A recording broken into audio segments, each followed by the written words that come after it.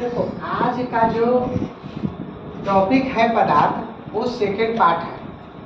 तो second part में बताया गया है, फर्स्ट पार्ट में सभी का क्लासिफिकेशन, सब्सटेंस का क्लासिफिकेशन बता दिए थे और आज सभी का परिभाषा बताऊंगा। तो पदार्थ का फर्स्ट क्लासिफिकेशन भौतिक वर्गीकरण। तो भौतिक वर्गीकरण में ठोस, द्रव और गैस। तो ठोस पदार्थ है क्या? ठोस पदार्थ है क्या?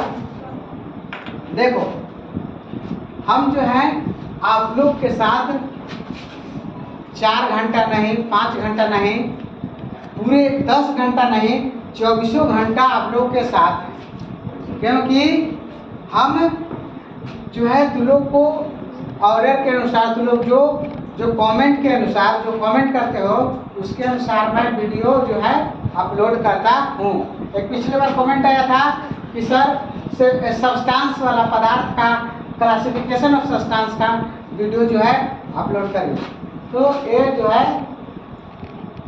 मैं अपलोड किया हूँ। एक बात कही जाती है कि कोशिश करने वालों की हार नहीं होती, और जब छोटी जो चींटी है 100 बार चढ़ती है, फिसलती है, इसके बाद भी उसकी मेहनत बेकार नहीं जाती है। इसलिए कोशिश करें, बार बार कोशिश करें। कोशिश से जी नहीं चुराना चाहिए। असफलता ही सफलता की जर्नी है। इसलिए हम लोग को बार बार कोशिश करना चाहिए। कोशिश से पीछे नहीं हटना चाहिए। इसके बाद भी मेहनत कभी बेकार नहीं जाती। कोशिश करने वालों की हार नहीं होती। कोशिश करते रहना चाहिए। तो तुम्हारा भौतिक वर्गीकरण में ठोस पदार्थ है। तो ठोस पदार्थ में होता है क्या कि इसका जो आकार है और आयतन निश्चित होता है। ये आकार और आयतन क्या होता है? निश्चित। आकार और आयतन निश्चित। मतलब कहो तो आकार, मान लो कि ये जो है तुम्हारा एक चौक है, तो चौक को या तुम बाल्टी में डालो या लोटा में डालो या भूमि पर रखो, जस्ट जैसे रहेगा उसी का आकार रहेगा। इसमें आकार में परिवर्तन नहीं होगा, और गिराओगे तो उसमें वॉल्यूम में भी परिवर्तन नहीं होगा। तो कह रहा है कि ठोस जिसका आकार एवं आयतन, सॉलिड जिसका आकार एवं आयतन, शेप एंड वॉल्यूम फिक्स्ड होता है, और द्रव जिसका आकार अनफिक्स्ड एवं वॉल्यूम फिक्स्ड होता है। जैसे आकार क्यों होता है अनफिक्स्ड? क्योंकि जो द्रव है, मान लो कि लोटा में रखेंगे, तो ये लोटा है तो लोटा में रखेंगे तो लोटा का आकार का ले लेगा। उसी को बाल्टी में रखेंगे तो बाल्टी का पानी आकार ले लेगा ना। थाली में रखेंगे तो थाली का आकार ले लेगा। इसलिए इसको द्रव को आकार जो है अनिश्चित एवं वॉल्यूम निश्चित होता है। और गैस का आकार एवं आयतन दोनों क्या होता है? अनिश्चित। दोनों क्या होता है? अनिश्चित होता है। जैसे मान लो कि गैस के रखो तो टंकी में रखो, उसको खुले हवा में छोड़ दो तो खुले हवा में अपना विचरण करते रहेगा, पूरा फैल जाएगा चारों तरफ नहीं। इसलिए इसको आकार एवं आयतन जो है दोनों अनिश्चित माना गया है। अब नेक्स्ट देखो रासायनिक वर्गीकरण में। तो रासायनिक वर्गीकरण में शुद्ध पदार्थ। तो शुद्ध पदार्थ में है तत्व और यौगिक। तो तत्व ये क्या है?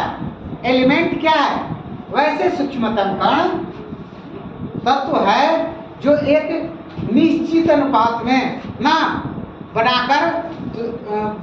बनकर तैयार होते हैं। एक निश्चित फिक्स अनुपात में ये बनकर तत्व तैयार होते हैं।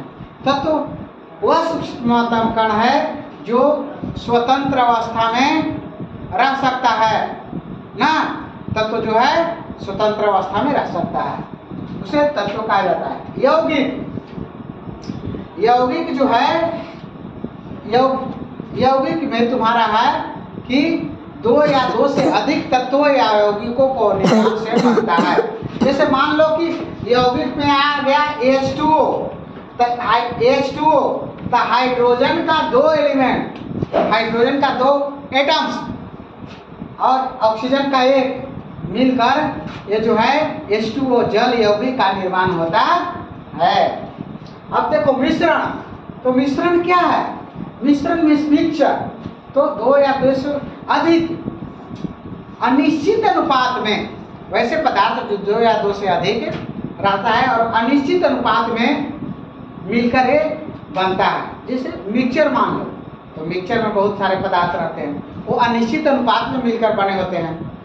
तो मिश्रण देखो, मिश्रण होता है एक होमोजीनियस, एक हेट्रोजीनियस। तो होमोजीनियस समान मिश्रण और हेट्रोजीनियस भी समान मिश्रण। तो समान मिश्रण क्या है? तो समान मिश्रण का मतलब होता है वैसे मिश्रण जो एक निश्चित अनुपात में बनाए जाते हैं ना। जैसे मान लो कि तुम्हारे पास 1 लोटा जल है, उसमें 100 ग्राम चीनी मिला दिए, कोई दिक्कत नहीं।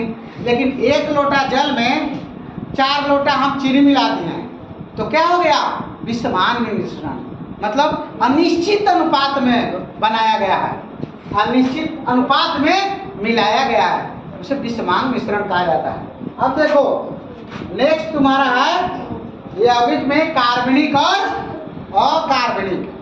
तो कार्बनिक क्या है? ऑर्गेनिक क्या है? ऑर्गेनिक जिसमें जो कार्बन से मिलकर बना होता है उसे कार्बनिक, और जो कार्बन से मिलकर नहीं बना होता है उसे अकार्बनिक कहते हैं। समझ गया? कार्बनिक पदार्थ और अकार्बनिक पदार्थ। नेक्स्ट तुम्हारा तत्व में है धात्विक और अधात्विक। तो धात्विक किसे कहते हैं? जिसमें धातु का गुण होता है, जिसमें चमक होता है, जो आघात वर्ध होता है ना, जिसको पीटने पर एक धातु जैसा जो है, उसका पीटने पर धातु जैसा आवाज निकलती है, जिसका गलनांक होता है धातु का जो होता है सबसे अधिक होता है। और ना ये धात्विक गुण इसमें होता है। जैसे तार है, तो तार को हम खींचेंगे, वो धातु है एल्युमिनियम का तार, लेकिन खींचेंगे तो तन्य होता है, उसमें तन्यता होता है ना, ये धातु कहा जाता है। अधात्विक जो जिसमें चमक नहीं होता है ना, और उसको पीटेंगे तो चूर चूर हो जाएगा, समझ रहे हो ना। और इसमें क्या गुण होता है? उससे चमक नहीं होता है, इसका गलनांक बिल्कुल कम होता है। ये अधात्विक पदार्थ कहलाते हैं। तो इस प्रकार तुम्हारा जो है पदार्थों को भौतिक वर्गीकरण और रासायनिक वर्गीकरण हुआ, ये सब का डिफिनेशन हुआ। तो इसको नेक्स्ट वीडियो देखने के लिए शेयर, लाइक और सब्सक्राइब करें।